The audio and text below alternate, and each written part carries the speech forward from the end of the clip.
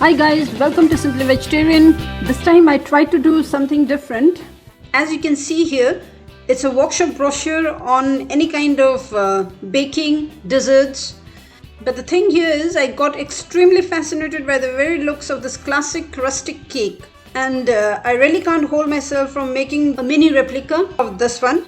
And I guess it's a chocolate truffle cake, but it's had a semi-naked look. So let me try creating this one. But it's for you to comment, like and please subscribe. And a big thank you in advance. Also, comparatively, it's less sweet and more chocolatey than other flavored cakes. Because usually the other cakes are covered with a thick layer of icing. As for the ingredients, I am sharing my own recipe here. So let's begin. So first thing I did is prepare chocolate truffles. For that I have taken here 70% dark chocolate and the ratio will be 2:1. That is, I'll take around 65 grams of chocolate and around 32 grams of cream. My chocolate is all chopped and ready. Now in goes the cream. Heat the cream and bring it to a simmer. This hot cream should melt the chocolate. If it doesn't, then you can use the double boiler method. That is, in a pan, take some hot water and keep this ball upon that hot water pan and keep stirring until all the chocolate gets melted. I'll add vanilla essence in it, 1/4 teaspoon, but this is optional. So this is all done. The consistency should not be very thin. Now I'll cover this ball and let it set in the fridge for maximum 1 hour and minimum half an hour. Out of the fridge, it's gotten quite thick now. I'll make small 6 to 7 balls out of it. Require a well greased tray or a parchment paper at the side to keep them.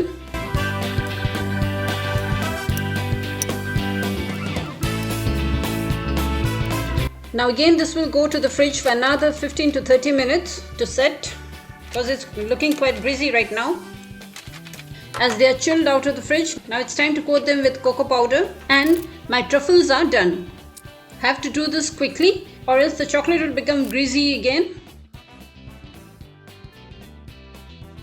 Keep them in the fridge again until required for final decoration.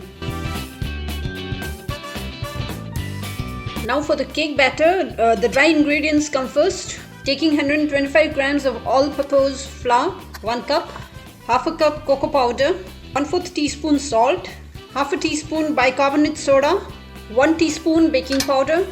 Sift the dry ingredients, keep aside.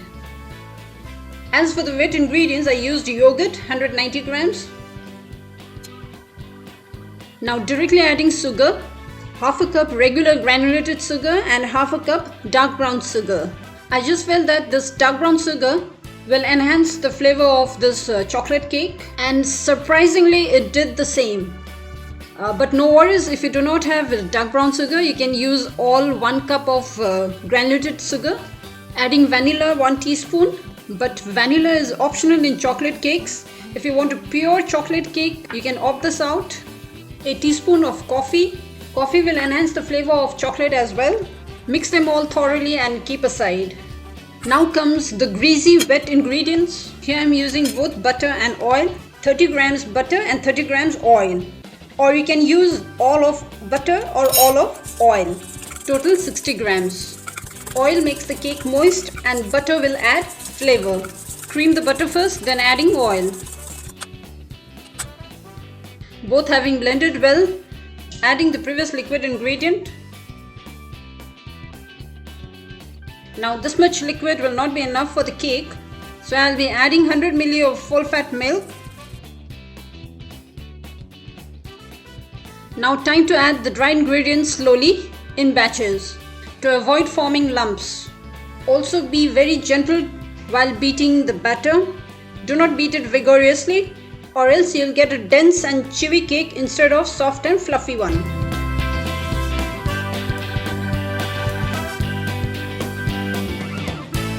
My batter is ready to go into 6-inch cake tin, which I have greased all well inside with a parchment paper at the base. You can even dust with a cocoa powder or the plain flour. Now I'll not add all of this batter at once. I'll divide and bake separately into two.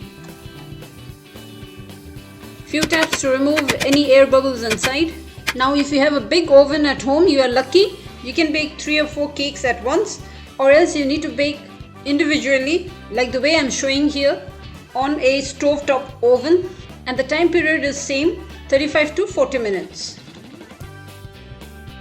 The cake is well baked, perfect, and I've baked the other two as well. Here one thing I would like to mention is with this amount of batter I baked 2 cakes. So again I prepared another batter, and out of that I prepared other 2 cakes, so total 4 cakes, but here I used only 3 of them. Now while I leave them to cool down, I'll have to prepare the buttercream icing and the ganache.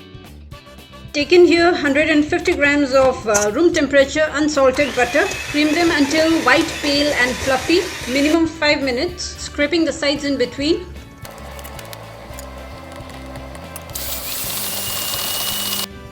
It looks double the size in volume. It's time to add the icing sugar. Here I've taken around 340 grams. It's important to sift them to get free of any lumps, and add them in at least 3 batches. At least they fly all over the table and on your face. So be careful and use the minimum speed at first. Having added all the icing, you'll find the buttercream very stiff. So now is the time to add milk, and I'm using here full cream milk. First 1 tablespoon and check the consistency. Adding another tablespoon. So to get the right consistency, neither too stiff nor too loose, you will require at least 2 to 3 tablespoons of milk. But here I am using only 2 tablespoons. My buttercream is all well done. Now let's check the cake to assemble. They are all perfectly baked, same height, same size. I don't need to trim anything here, so I'll use them as it is. I'll keep the cake upon this board to assemble, and a turntable is a must. So if you do not have this type of turntable, you can always use a simple homemade turntable, which I've shown in one of my videos, how to make Eggless rainbow masala tea cake. Before placing the cake, I'll squeeze some buttercream on this board. This will act as glue. Keeping the cake at the center, pressing it lightly. And in this I have prepared some coffee sugar syrup, which is a mixture of some water, sugar and coffee. This syrup will moisten the cake and make it more soft. Starting the icing from the edges.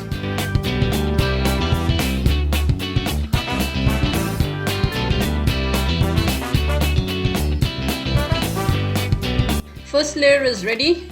Now the second one. We'll follow the same process.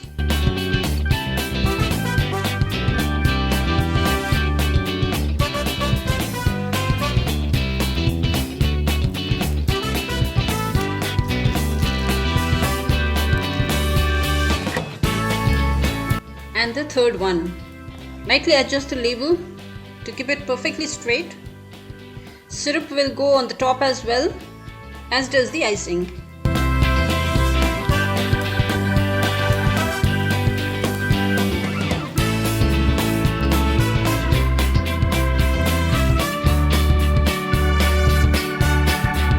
Having leveled the icing on the top, now it's time for side work.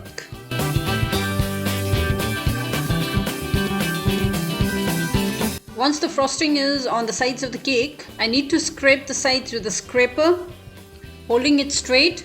Now if you do not have a scraper like this one, then you can always use a DIY scraper like the one I'm showing here. This is the cover of the aluminium container. Anything flat with a sharp edge, so that while you scrape the sides, it will evenly smoothen out the edges. Need to keep the scraper straight, firm and give moderate pressure. Removing excess icing in a bowl. Keep cleaning the scraper as well and continue the process. And I require a very thin crumb coat because I'm trying to make this a semi-naked cake like the one you can see in the picture. To get that result, I'll remove all the excess icing.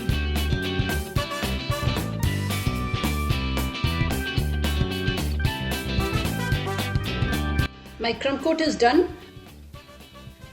Covering the top with a bit thicker icing, whereas at the sides it looks almost naked. It's very thin, a thin crumb coat. Now I'll keep this in the fridge to set for minimum 30 minutes.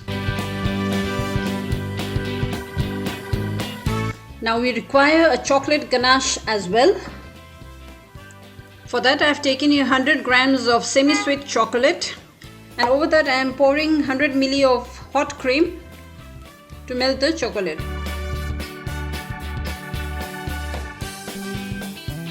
All well melted. Now adding a teaspoon of butter for a shiny look.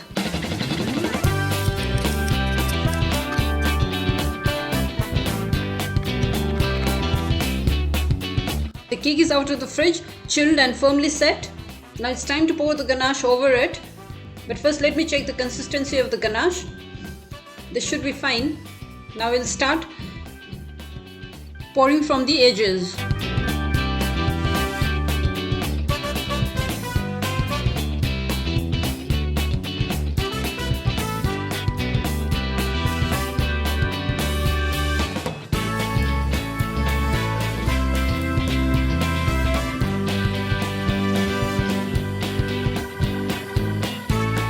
Sorry, here I forgot to set the camera properly, so I'll just fast forward this one. It's just filling the top with ganache. Again, I kept this cake in the fridge for 10 minutes to let the chocolate set before the final decoration.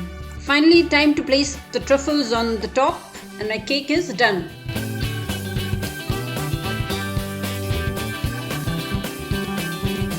So here's the classic rustic chocolate cake topped with truffles. The exact mini replica of the one shown on the brochure. Yay! Seems I nailed it. Next morning I tasted the small portion again and it's become more delicious. I suppose the combination of the dark brown sugar, the cocoa and the coffee has made this cake extra decadent. And this one's the truffle, the one with chocolate and cream. As I use 70% chocolate, so it's not very sweet as they call it. The taste is heavenly.